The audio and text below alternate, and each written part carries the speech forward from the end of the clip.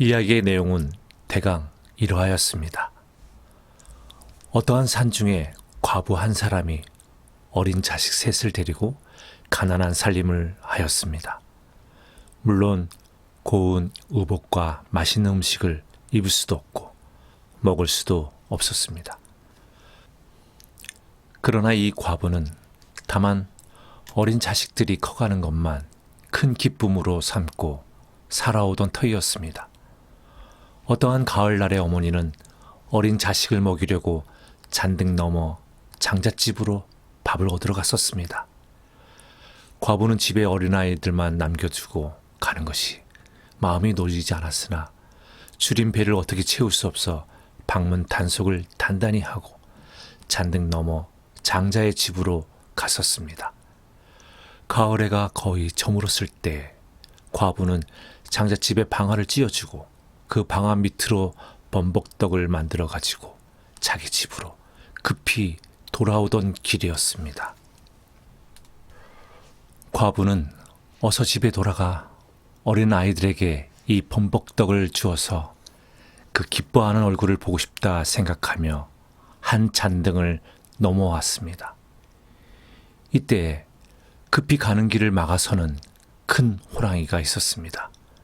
과부는 깜짝 놀랐습니다. 이때 호랑이는 그 떡 하나 주면 안 잡아먹지 하며 앞길을 막아섰습니다. 과부는 할 수 없이 떡을 하나 던져주었습니다. 호랑이는 또 한 덩이 주면 안 잡아먹지 여러 번 되풀이하여 과부의 가진 떡을 다 빼앗아서 먹어버렸습니다. 그러고 난 뒤에 호랑이는 다시 저고리 벗어주면 안 잡아먹지 치마를 벗어주면 안 잡아먹지 고개를 넘을 때마다 앞을 가로막으며 위협하여 다 빼앗아 갔습니다. 과부는 집에서 기다리는 자기 자식들 일을 생각하고 어떻게든지 목숨이나 보존하려 하여 호랑이가 달라는 대로 다 의복까지 벗어주었습니다. 그러나 흉측한 호랑이는 의복까지 다 빼앗아서 입고 나중에는 이 과부를 잡아먹었습니다. 과부를 잡아먹은 호랑이는 그 과부의 옷을 입고 과부로 둔갑을 하여 가지고 집에 남아있는 어린아이들을 잡아먹으러 갔었습니다. 집에 있는 어린아이들은 고픈 배를 참아가며 자기 어머니가 돌아오기만 기다리고 있었습니다. 그러나 어머니는 그렇게 쉽게 돌아오지 않았습니다. 어린 아기는 자기 어머니를 기다리다 못하여 어느덧 잠이 들었습니다. 누이와 동생 두 어린아이는 잠도 자지 않고 자기 어머니 오기만을 기다리었습니다. 이와 같이 기다리는 때 어머니로 둔갑한 호랑이가 집으로 들어와서 방문을 열라고 하였습니다.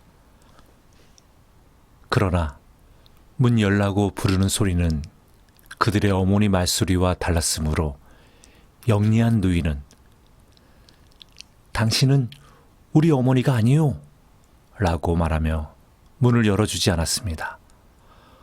호랑이는 자기가 틀림없는 너의 어머니니 문을 열어달라고 몇 번이나 말하였습니다. 나중에는 먹을 것을 많이 가지고 와서 짐이 무거우니 문을 속히 열라고 재촉하였습니다. 이때의 누이는 문 앞으로 가까이 가서 만일 우리 어머니일 것 같으면 손을 문틈으로 보이라고 하였습니다. 호랑이는 문틈으로 손을 내밀었습니다. 손은 맨 털빛이었습니다. 아이들은 이상하여 우리 어머니 손에는 이렇게 털이 나지 않았다고 물어보았습니다. 동생 되는 어린아이는 어머니 너무나 추우셨겠소. 어서 들어오시오. 하며 문을 열어주었습니다. 여러 말 하지 않고 한편 구석에서 곤히 자는 어린 아기를 붙들고 부엌으로 들어가면서 너희들은 어서 자거라. 밥을 지어줄 터이니. 라고 말하였습니다. 남매 두 아이들은 먹을 것을 줄 알고 한참이나 기다리었으나 아무것도 주지 않고 부엌에서 무엇인지 깨무는 소리만 들리었습니다.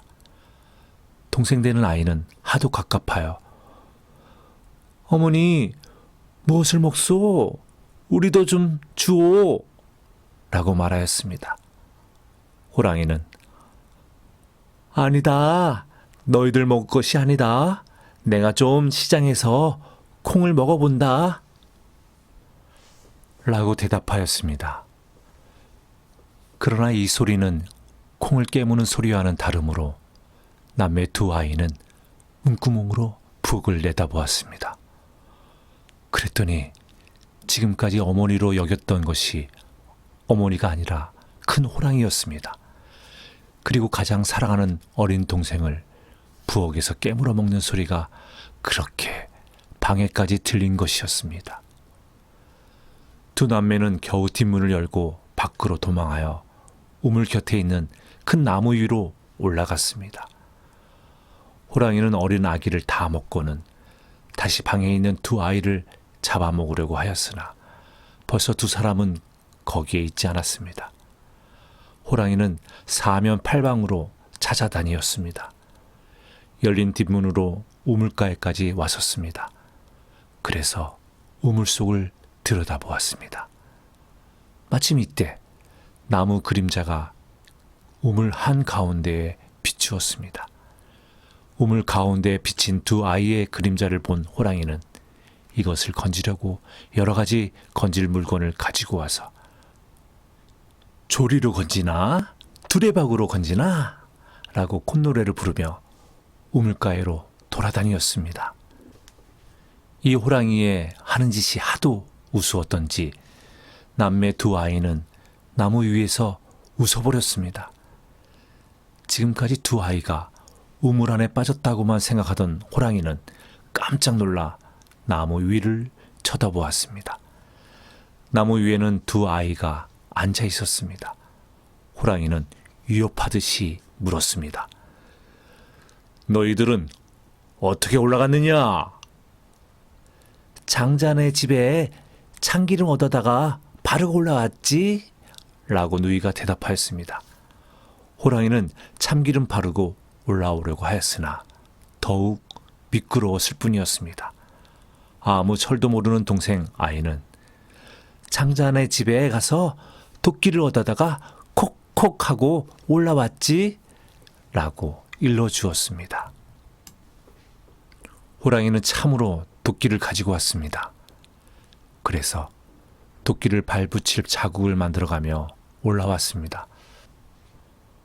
얼마 아니면 이 남매 두 아이도 호랑이의 밥이 되려 할 때에 두 아이는 하느님께 우리를 살리려거든 새 동아줄을 내려주시고 죽이려거든 썩은 동아줄을 내려주십시오 하고 빌었습니다. 이때 새 동아줄이 주르륵 내려왔습니다.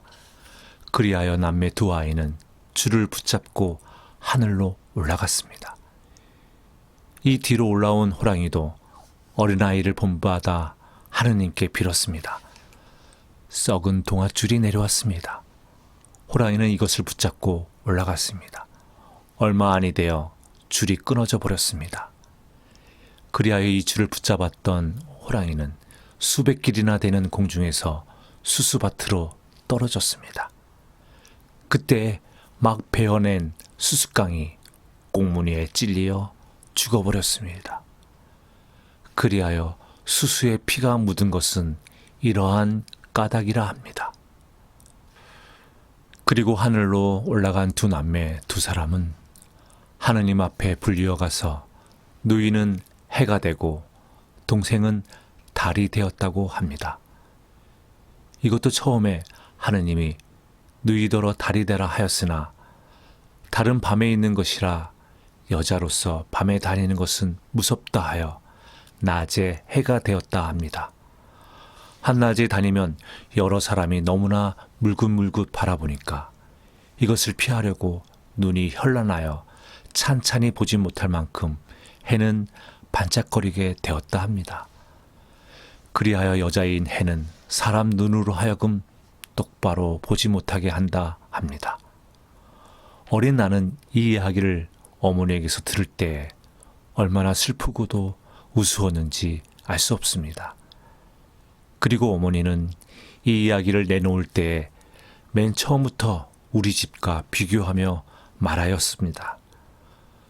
우리 집과 같이 가난하게 지내었다는 등, 또는 너희들 남매간과 같이 의족해 지내었다는 등 여러 가지 우리 집과 같은 것을 말하였습니다. 그래서 듣고 있는 나도 이야기가 다른 사람의 일처럼 생각하지는 않았습니다. 자기 자신의 당한 일이나 조금도 다름없이 알았습니다. 더구나 이 이야기하는 어머니는 그때의 광경을 그대로 듣는 사람에게 연상시킬 만큼 얼굴의 표정을 변해가며 말하였습니다. 이 이야기를 듣는 동안에 나는 몇 번이나 어머니 앞으로 가까이 갔는지 알 수 없습니다. 그리고 특별히 옷 벗어주면 안 잡아먹지, 떡을 주면 안 잡아먹지 하는 호랑이의 흉령한 소리를 어머니가 우리 지방에 고유한 악센트를 붙이어 호랑이가 바로 그 곁에서 부르짖는 것처럼 말씀하실 때 나는 전신에 소름이 끼쳤습니다. 또는 나무 위에 올라앉아 숨어 있으면서 무엇이 우스워 그렇게 웃어버렸는지 나는 알 수 없었습니다.